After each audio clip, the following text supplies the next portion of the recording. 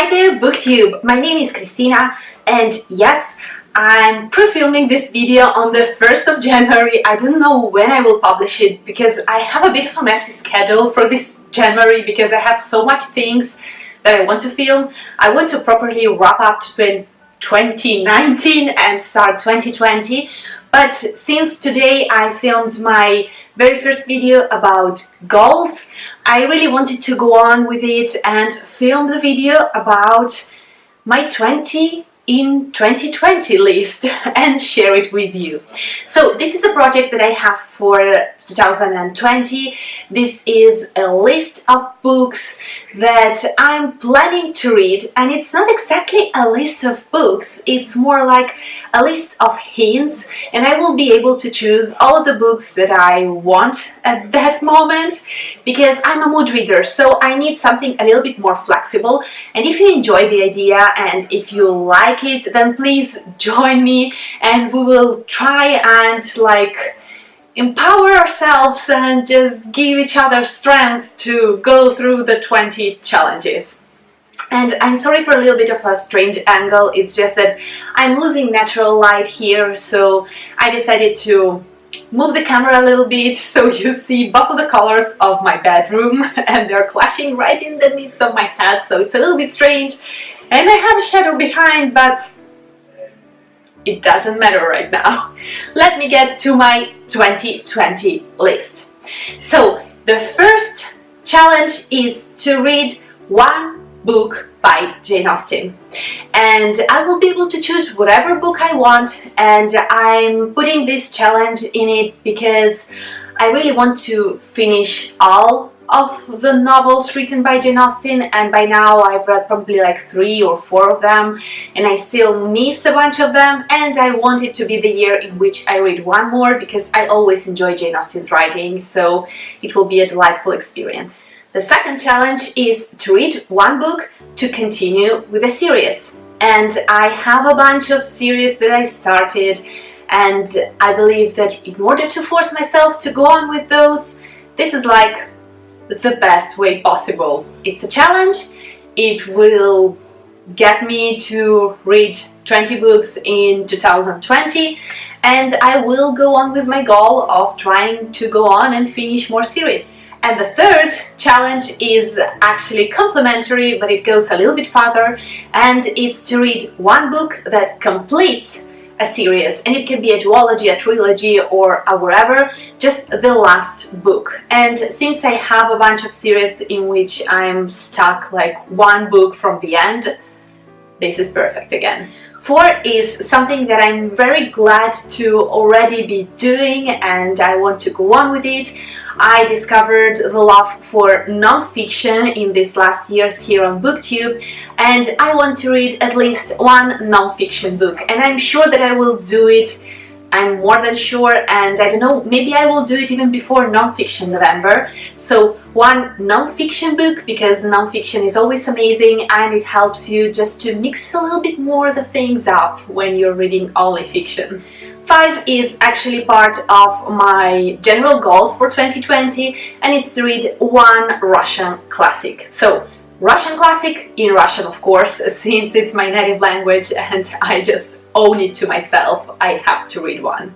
The 5th challenge is to read a book in French, whatever book. It can be a read, a first read, it can be a reread, whatever. I just need to keep my French going because I don't want to leave it and to lose it even as a passive language, because I'm not an active speaker anymore, but I don't want to lose the passive skills of it, so I still want to be able to read and listen and understand it. 7 is something that I will for sure do, and it's to listen to at least one audiobook. I discovered my love for audiobooks again quite recently in the last years, and I will leave, if I will remember, I will leave a link down below of a video in which I speak about this passion of mine. So one audiobook is more than doable. Then I have at least one manga to read, and I love mangas. It's a year-long passion of mine, so I will for sure read at least one, but it will be for sure more. Then the next is to read at least one graphic novel, and I have a bunch of graphic novels that I want to go on with or that I want to read because they are standalones. So I will give it a go, I will give it a try, and I will for sure read at least one graphic novel this year.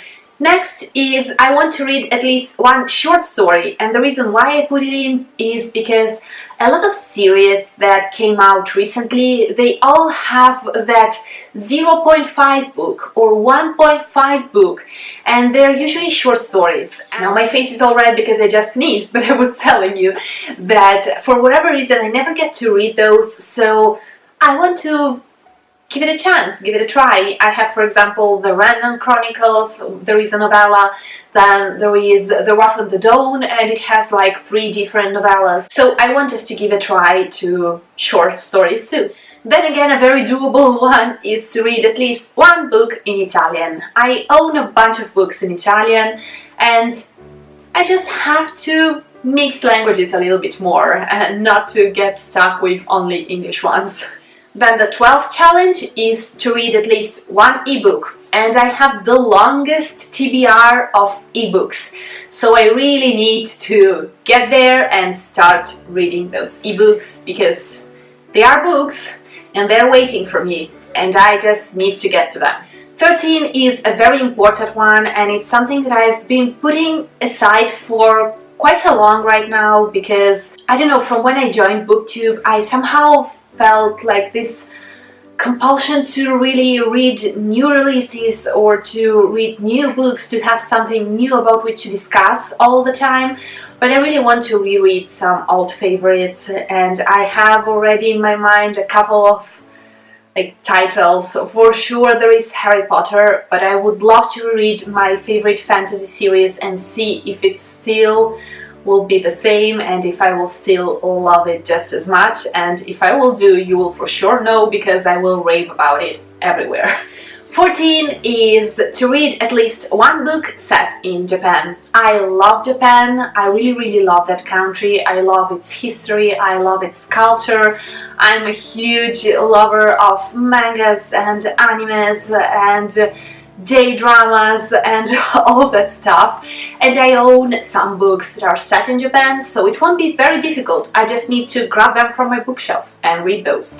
15 is to read at least one book that starts a series, and again this won't be difficult because at the end of the year I went went loose in a bookshop in Riga and bought a bunch of books, and some of those are the start of a series. So I have those, I own those, I just need to start one. 16 is very important, and it's to read a childhood favorite, and of course I put this one in because again I have a couple of titles in my mind, and this can be the case with the Harry Potter series, or I would love to reread Miss Naika because it's been a lot of years since I read it, so I want to reread it again. 17 and 18 are quite complementary, and they are to read one book with a light cover and one book with a dark cover, and I have both of those.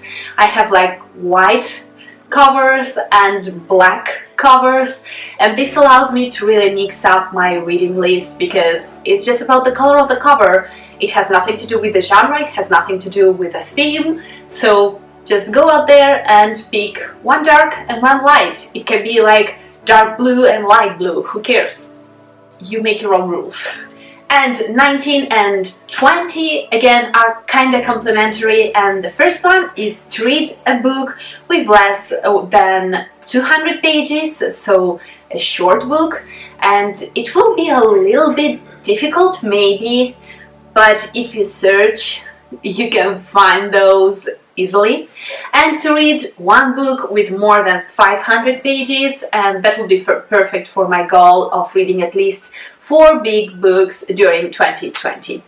So these are the 20 challenges that I would love to try and face, and to reach my goal and read 20 books that will just fill in these kind of requirements.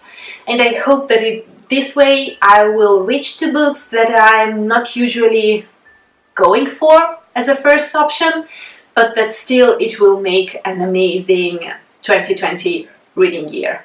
And if you would love, again, I renew my invite, just join in, go for it. I will leave all of the challenges down below, so if you want to join, just please let me know down below. And I don't know, let me know what's the hardest challenge in your opinion and what's the easiest one. Oh, and by the way, of course, when I'm speaking about languages like read a book in Russian or read a book in French, you can change it with whatever language you want. It can be all in English, it can be English and French, it can be Russian and Spanish, it can be Japanese and I don't know, wherever you want, like Swedish. And just go for it. The main point here is to have as much fun as possible during this reading year. I hope that you enjoyed this video, and I will see you very soon in my next one. Bye!